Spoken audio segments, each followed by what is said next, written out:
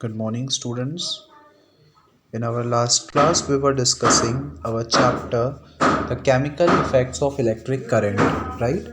Now, in that, we have discussed that some liquids are the good conductors of electricity, while the other are bad conductors, right? Now, let us start with our next paragraph. When the free ends of a tester do not touch each other, there is an air gap between them. जब tester के दोनों ends एक दूसरे को touch नहीं करते हैं उस समय उन दोनों एंड्स के बीच में थोड़ी सी एयर गैप होती है, right? Paheli knows that air is poor conductor of electricity. आपको ये भी पता है कि जो एयर है वो पुअर कंडक्टर होती है इलेक्ट्रिसिटी की। But she has also read that during lightning an electric current passes through air. लेकिन आपने ये भी सुना होगा कि जब लाइटनिंग होती है, जब बिजली चमकती है, तब जो एयर है उस एयर के थ्रू इलेक्ट्रिसिटी पास होती है, right? She wonders if air is indeed a poor conductor under all conditions. This make Bujo ask whether other materials classified as poor conductor also allow electricity to pass under certain conditions, right? So यहाँ पर एक question raise होता है कि जैसे air एक poor conductor होने के बावजूद अपने अंदर से इलेक्ट्रिसिटी को पास कर पा रही है, तो क्या ऐसे और भी मटेरियल्स होते होंगे जो पुअर कंडक्टर होने के बावजूद अपने अंदर से इलेक्ट्रिसिटी को पास करवा सकते हों, और वो क्या कंडीशंस होती हैं जिन कंडीशंस में जो पुअर कंडक्टर्स हैं वो अपने अंदर से इलेक्ट्रिसिटी को पास होने देते हैं. So actually under certain conditions most materials can conduct. कुछ सर्टेन कंडीशंस ऐसी होती हैं जिन कंडीशंस में ज़्यादातर मटेरियल्स जो हैं वो इलेक्ट्रिसिटी को कंडक्ट कर सकते हैं.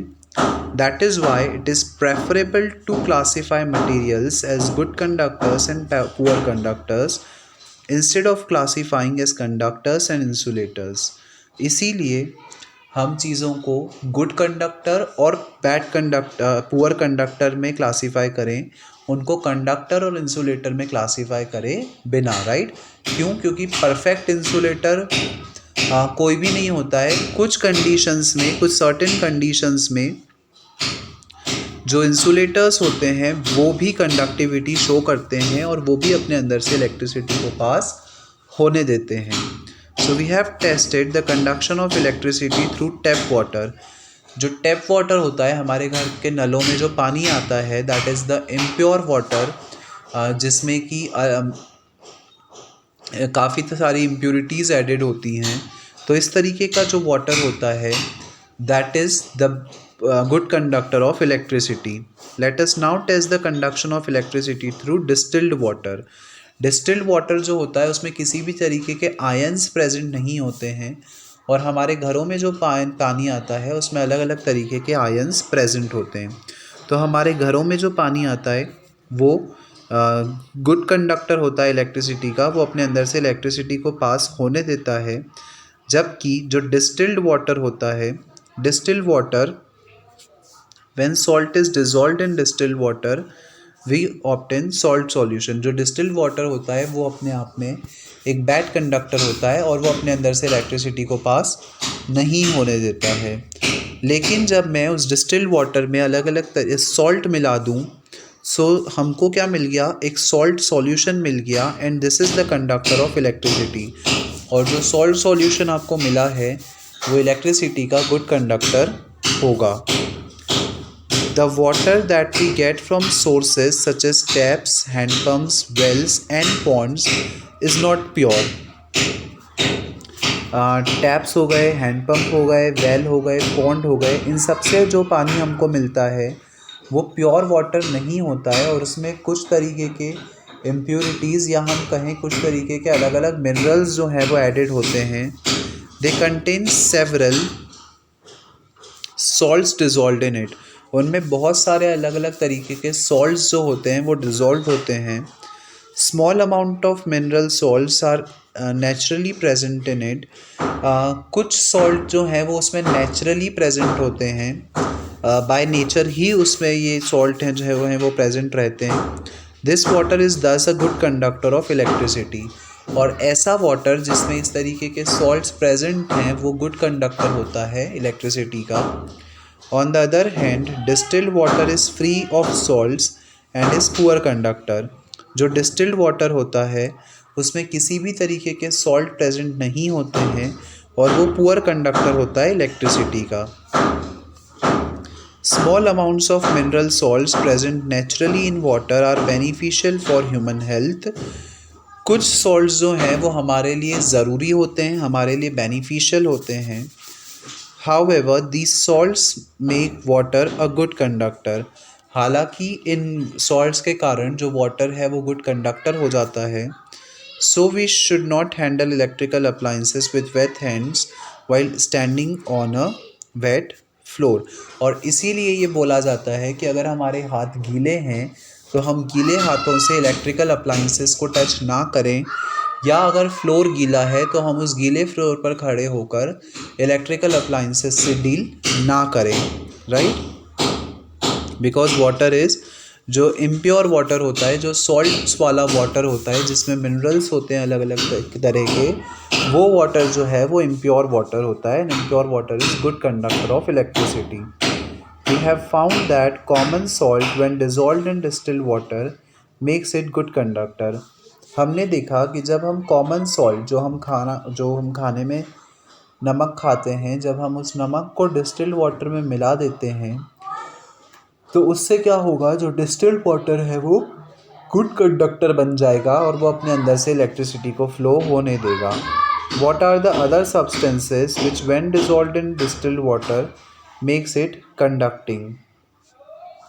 और कौन से ऐसे सब्सटेंसेस होते हैं जिनको अगर हम वाटर में मिला दें, डिस्टिल्ड वाटर में मिला दें, तो वो उसको कंडक्टर बना देते हैं, उसको उसकी कंडक्टिविटी को बढ़ा देते हैं। Late us find out.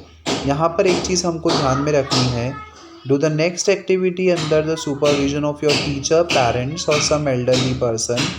जो नेक्स्ट एक्टिविटी यहाँ पर आपको गिवन है, उस एक्टिविटी को परफॉर्म करते समय आप इस चीज़ का ध्यान रखें कि आप उसको पेरेंटल गाइडेंस में करें, because the use of acid is involve in it. Because इसमें यहाँ पे एसिड का यूज़ हो रहा है और acid is harmful for you. That's why to perform the next activity, that is the activity 14.5, you should do it under the parental guidance, right?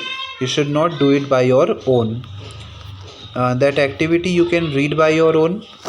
Now, most liquids that conduct electricity are the solutions of acid, bases and salts।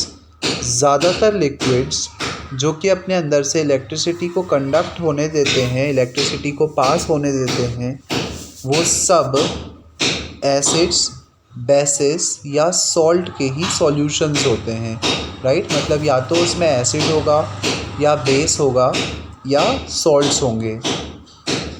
When an electric current flows through a conducting solution does it produce an effect on the solution. जब आपने एक solution में से electric current को पास करवाया, electric current को flow करवाया, तो क्या उसका इस सॉल्यूशन पर कुछ इफ़ेक्ट होगा? क्या वो इलेक्ट्रिक करंट किसी तरीके से उस केमिकल को अफेक्ट करेगा? ये चीज़ हमको यहाँ पे डिस्कस करनी है और बेसिकली यही हमारे चैप्टर का मेन हेडिंग है, that the chemical effect of electric current. जब अलग अलग केमिकल्स में से हम इलेक्ट्रिक करंट को पास करवाते हैं तो उसका क्या इम्पैक्ट होता है उन सॉल्यूशंस के ऊपर या उन केमिकल्स के ऊपर। That thing we are going to discuss here. In class 6th, we have learnt some effects of electric current. Class 7th में आपने पढ़ा होगा कि इलेक्ट्रिक करंट के अलग अलग कुछ इफ़ेक्ट्स होते हैं। Can you list these effects? What does the current produce when it flows through a conducting solution? क्या होता है जब हम इलेक्ट्रिक करंट को पास करवाते हैं एक कंडक्टिंग सॉल्यूशन में से? Let us find out. So यहाँ पर हमको एक एक्टिविटी दी है। इस एक्टिविटी को पढ़कर हम समझ सकते हैं कि जब हम इलेक्ट्रिक करंट को एक सॉल्यूशन में से पास करवाएंगे तो उस सॉल्यूशन में क्या क्या चेंजेस होंगे। So this activity I am explaining it to you here because it is quite an important. Take out carbon rods, carefully from the two discarded cells. आपने प्रीवियस क्लासेस में पढ़ा होगा कि जो सेल्स होते हैं, जो सेल्स हम यूज़ करते हैं, उन सेल के अंदर कार्बन रॉड होती हैं। तो आप किसी बड़े की गाइडेंस के अंडर उन सेल्स में से कार्बन रॉड्स को निकाल सकते हैं। Clean there metal caps with sand paper, हमने उसकी जो कैप है, जो उसका ऊपर का पार्ट होता है, उसको हमने सैंड पेपर की हेल्प से क्लीन कर दिया। Wrap copper wire around the metal caps of the carbon rods and join them to a battery. उसको हमने क्लीन करके एक बैटरी से कनेक्ट कर दिया। We call these two rods electrodes, और हमने इन दोनों को क्या नाम दिया? इलेक्ट्रोड्स। दो कॉपर रॉड जो हमको मिली है, उन दोनों कॉपर रॉड्स को हमने नाम दे दिया electrodes. So students, here you can see ये जो दो इलेक्ट्रोड्स हैं, उसको आपने यहाँ से एक बैटरी की हेल्प से कनेक्ट कर दिया है, और यहाँ पर इस कंटेनर के अंदर हमने वाटर फिल कर दिया, दैट इज़ पानी भर दिया है, राइट। अब क्या होगा वो समझते हैं।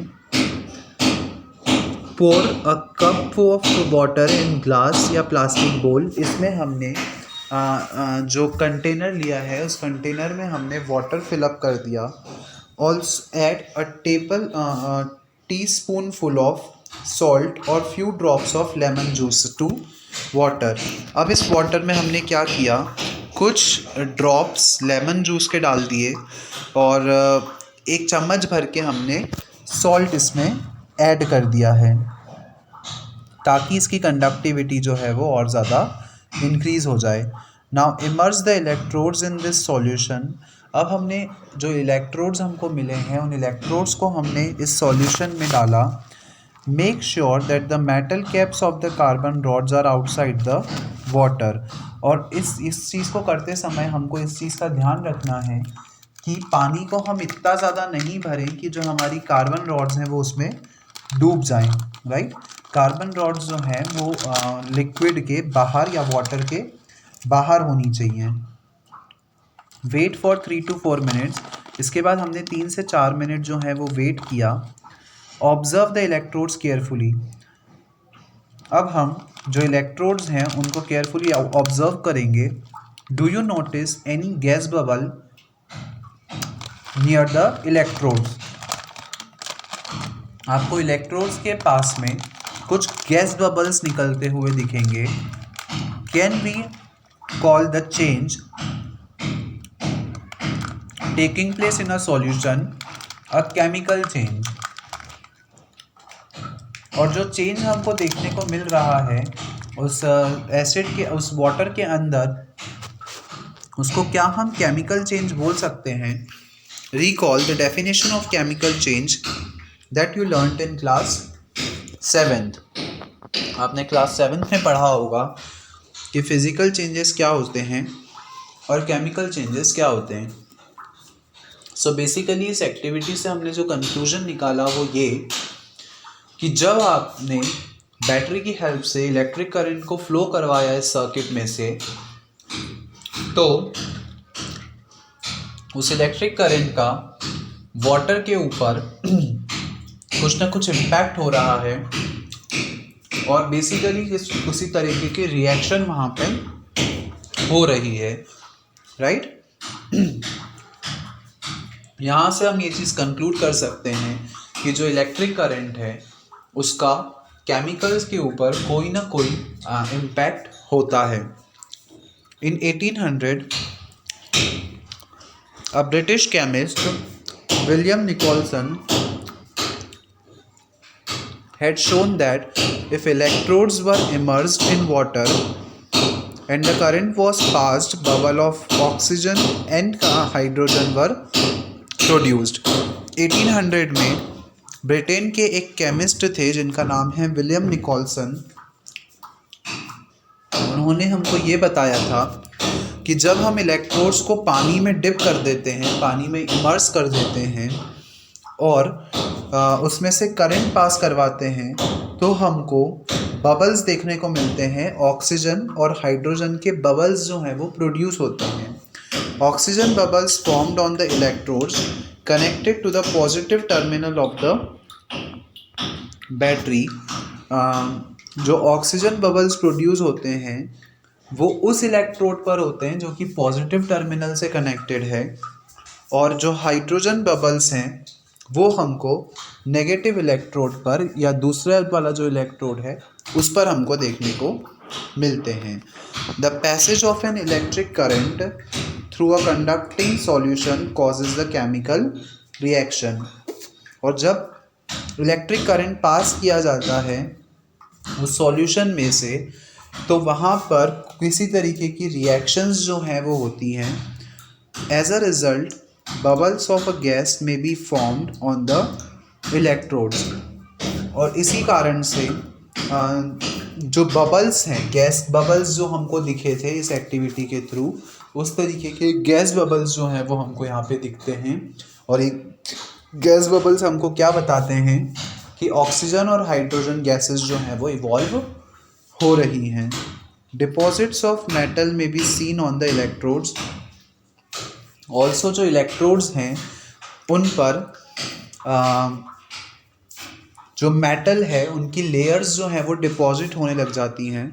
Changes of colour of solution में अकर, जो सॉल्यूशन है उसका कलर भी चेंज होने लग जाता है। The reaction would depend on what solution and electrodes are used.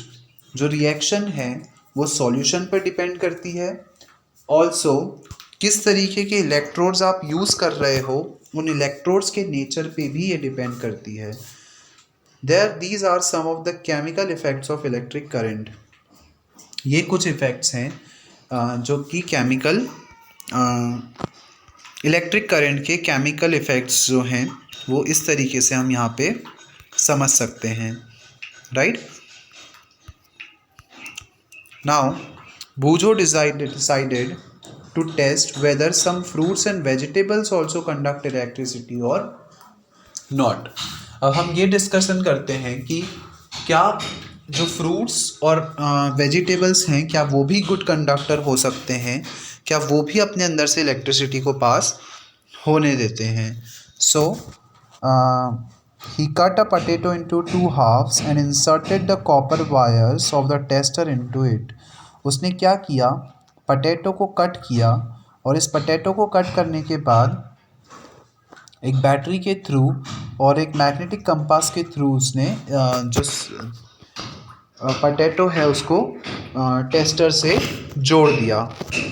When he came back after half an hour, he noticed that there was a greenish blue spot on the potato around one wire. जब वो कुछ समय बाद वापस आया करीबन आधी घंटे बाद, तो उसने देखा कि पोटैटो के एक साइड के ऊपर एक ग्रीन और ब्लू कलर का उसको डॉट मिला, राइट। और ये जो डॉट था वो उसको एक ही टर्मिनल पर मिला था, एक ही पॉइंट पर मिला था। There is no such spot around the other wire. और दूसरे वायर पे उसको इस तरीके का कोई भी डॉट देखने को नहीं मिला। So he was surprised with this observation. इस ऑब्जर्वेशन से वो काफ़ी सरप्राइज हुआ and along with Paheli repeated this activity many times. और उसने इस एक्टिविटी को बार बार परफॉर्म किया। They found that it was always the wire connected to the positive terminal which had a greenish blue spot around it। और उन्होंने बार बार इस एक्टिविटी को परफॉर्म करके ही देखा कि वो वाला वायर जो कि पॉजिटिव टर्मिनल से जुड़ा हुआ था उसी वायर के पार्ट पर ये जो डॉट है वो आ रहा था, right. They felt that this discovery was very useful because it could be used for identifying the positive terminal of a cell or a battery concealed in a box। और उन्होंने ये समझा कि एक बहुत इम्पॉर्टेंट डिस्कवरी हो सकती है, क्योंकि इस एक्सपेरिमेंट को परफॉर्म करके आप बता सकते हो कि सेल का पॉजिटिव टर्मिनल कौन सा है और नेगेटिव टर्मिनल कौन सा है। मतलब अगर सेल पे मार्क्ड नहीं हो पॉजिटिव और नेगेटिव टर्मिनल, तो इस एक्सपेरिमेंट की हेल्प से हम बता सकते हैं कि कौन सा टर्मिनल पॉजिटिव होगा और कौन सा टर्मिनल जो है वो नेगेटिव होगा, right. They decided to report this finding to children's magazine. उन्होंने अपनी इस फाइंडिंग को चिल्ड्रंस मैगजीन में दिया। Remember that Boojho set out the test whether potato conducted electricity or not. What he found was that current produced a chemical effect in the potato. बूझो ने experiment किस intention से किया था? ये चेक करने के लिए कि क्या पटेटो अपने अंदर से इलेक्ट्रिसिटी को पास होने देता है या नहीं. बट उसको रिजल्ट में क्या मिला कि पटेटो का या इलेक्ट्रिक करंट का पटेटो के ऊपर एक केमिकल इफेक्ट होता है, right. To him this was very exciting, और उसको ये जानकर बहुत he was very excited to see the results of the observation that he has made. In fact, this is how science sometimes works. In fact, बहुत बड़ी बड़ी discoveries इसी तरीके से हुई हैं. जो साइंटिस्ट हैं उन्होंने एक एक्सपेरिमेंट को परफॉर्म किया किसी दूसरे इंटेंशन से, और उनको जो रिजल्ट्स मिले वो कुछ अलग ही रिजल्ट्स मिले, जिससे कुछ अलग ही तरीके की डिस्कवरीज हुई. You are looking for something and you might discover something else. आप कुछ और आइडेंटिफाई करना चाहते हो और आप कुछ और ही डिस्कवर कर लेते हो. Many important discoveries have been made in this manner. और ऐसी बहुत सारी important discoveries हैं जिनके बारे में आप आगे आने वाली क्लासेस में पढ़ेंगे कि जहाँ पे साइंटिस्ट ने जो डिस्कवरी की थी वो किसी दूसरे इंटेंशन से की थी, और उनको जो रिजल्ट्स मिले वो कुछ और ही रिजल्ट्स मिले, right. So this was basically the chemical effect of electric current that we have seen. Now from our next class we are going to discuss our next topic, that is the electroplating, which is also the very important topic. So that's all for today. Thank you.